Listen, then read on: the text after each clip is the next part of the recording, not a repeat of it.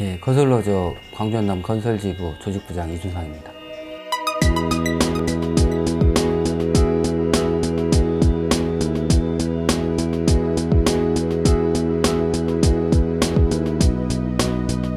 건설노조가 전국에 약 10개의 지역별 지부가 존재하고 있습니다.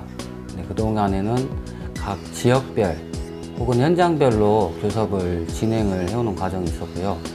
그런 형태로 진행을 하다 보니까 각 지역별로 임금기준의 편차, 고용기준의 근로조건의 편차들이 존재하는 상황들이 발생을 해서 이번 기회에 전국적으로 임금기준, 고용기준의 편차를 일반화시키고 그걸 기반으로 해서 고용안정 문제, 그리고 건설현장 적정인준 문제를 좀 쟁취를 하고자 중앙단협을 지금 요구하고 있는 상황입니다. 각 지역별로 지역을 기반으로 하는 건설회사들이 존재합니다. 그래서 저희 건설노조가 지금 고용계약, 단체협약을 맺어서 고용계약을 체결하고 있는 회사가 전국에 약 165개 정도 건설회사들이 존재하고 또 현장으로 보면 약 380개에서 400개 정도 현장에서 저희 건설노조 조합원들이 근무를 하고 있는 상황입니다.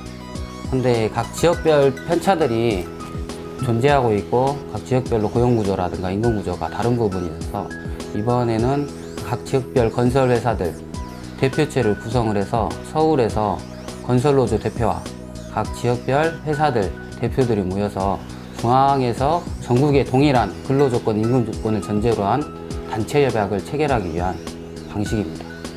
첫 번째는 지역별로 상이하게 존재했던 건설노조의 조합의 조직의 규모가 달랐던 상황들이 있는데 최근에 급속도로 성장하는 이런 조건들이 형성이 되는 게 있고요. 두 번째로는 올해 내년을 넘어가는 시점에서 건설 경기 물량 수급이 굉장히 약 30%가량 하락이 될 걸로 예상되는 조건에서 지역별로 건설 수주라든가 공사 진행 조건이 판이하게 달라지는 상황들이 발생할 걸로 예상이 됩니다.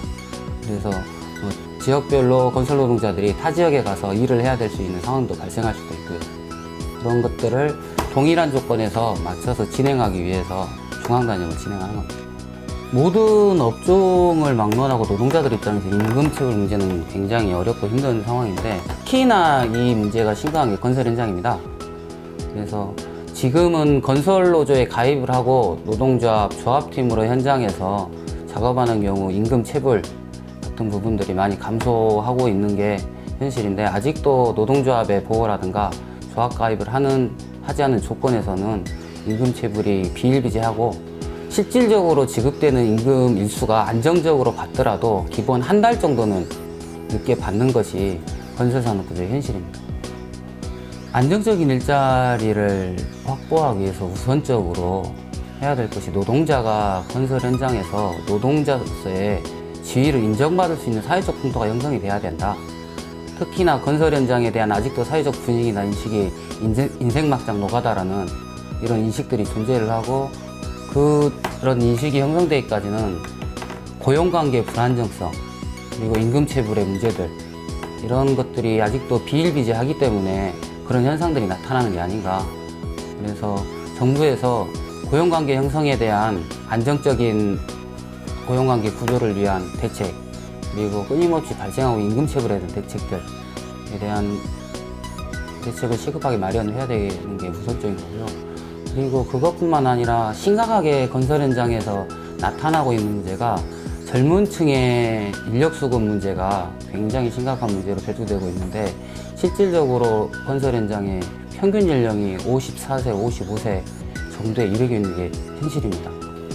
이런 실정들이 있고 대부분의 일자리들이 또 이주 노동자들의 특히나 법적 절차나 허가를 받지 않고 있는 이주 노동자들이 약 20에서 25만 명 이상 건설 현장에서 지금 일을 하고 있는 이런 상황들이 발생하고 있는 조건에서 그 인력들을 대한민국의 젊은 인력들로 대체할 수 있는 이런 구조적 계획이 굉장히 시급하다.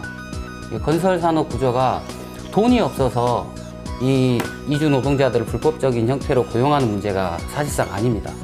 실제 산업 구조 안에서 흐르는 자금은 충분한데 이 잘못된 계약 구조, 최저 낙찰제라고 하는 이 계약 구조에 의해서 발주처, 원청, 그리고 전문건설업체, 그리고 그 밑에 또 불법적으로 불법 하도급 계약 형태가 존재하기 때문에 임금지급 문제든 고용안정 문제든 굉장히 심각하게 발생을 하고 있어서 이 문제를 개선을 할 때만 이 건설 현장이 보다 안정적인 그리고 제대로 그 일한 대가를 받을 수 있는 그 산업구조로 바뀔 수 있지 않겠는가 하는 겁니다. 노골적으로 얘기해서 하루 벌어 하루 먹고 사는 상황이 비일비재하고 그나마 노동조합의 보호라든가 단체협약이라는 이런 보호가 없이는 내일부터 당장 나오지 마라고 하면 어디 하나 하소연할 데도 없이 정리되는 이런 제도적 현실이 지금 비일비재한 게 사실이고요.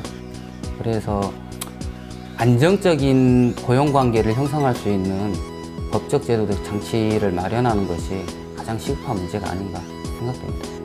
가장 심각한 건 산업구조의 특성에서 발생하는 문제가 있어요. 1차적으로 건설업이라는 게 한 개 현장이 발생하고 소멸되는 기간이 1년에서 1년 반 상간 되다 보니까 1차적으로 고용구조가 그런 형태로 운영될 수밖에 없다라는 거고, 문제는 그 기간 동안에도 사람을 고용하는 건설회사에서 인력수급 문제를 우지하는 상황이 있다 보니까 고용관계가 불안정할 수밖에 없다.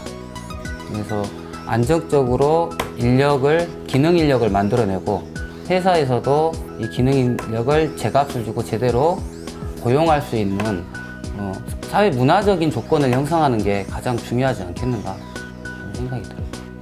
가장 큰 변화는 노동조합이 만들어지고 노동조합 팀으로 현장에서 작업하면서 이 조합원들이 상시적으로 해고의 위험을 느끼고 있는 상황에서 좀 더 자유롭지 않은가, 현장 소장이든 관계자들에게 자기 요구를 당당하게 할 수 있는 상황들이, 그런 변화들의 모습들이 보였을 때 노동조합이 만들어서 그나마 건설 노동자들의 이런 삶의 조건이 좀 바뀌는 문제가 있지 않겠는가 하는 문제하고, 두 번째는 그리고 가장 큰 고질적인 병폐인 임금체불 문제가 그래도 노동조합을 통해서 그나마 개선되고 있는 상황들을 봤을 때 건설 현장의 문화라든가 이런 제도적인 불합리한 것들을 앞으로 개선하는 데 좀 더 가능성이 있지 않겠는가 이런 생각이 많이 듭니다.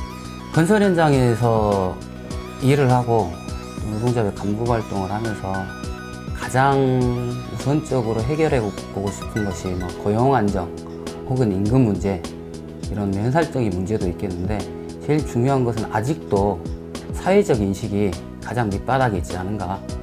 따지고 보면 대한민국 모든 국민들이 걷는 도로들을 만들어내고 사는 집들을 만들어내고 장사하는 상가들을 만들어내고 모든 건축물들을 만들어내는, 직접 손으로 피땀을 흘려서 만드는 노동자들인데, 그럼에도 불구하고 사회적 가장 밑바닥층으로 인식되고 있는 이런 사회적 인식을 바꿔내는 것이 가장 큰 과제가 아닌가 싶고요. 저희 개인적으로도 그런 문제들을 좀 바꾸기 위한 노력들 많이 하고 싶고, 이번에 중앙단협 투쟁을 하는 표면적인 이유에도 고용안정 문제 그리고 적정임금을 받는 문제도 있지만은 좀 본질적으로 이번 투쟁을 통해서 건설 노동자들이 당당한 사회의 주체로, 그리고 건설 현장의 주체로 나섬으로써 사회적 지위라든가 인식이 바뀌는 계기가 되지 않겠는가 하는 바람이 가장 크게 있습니다.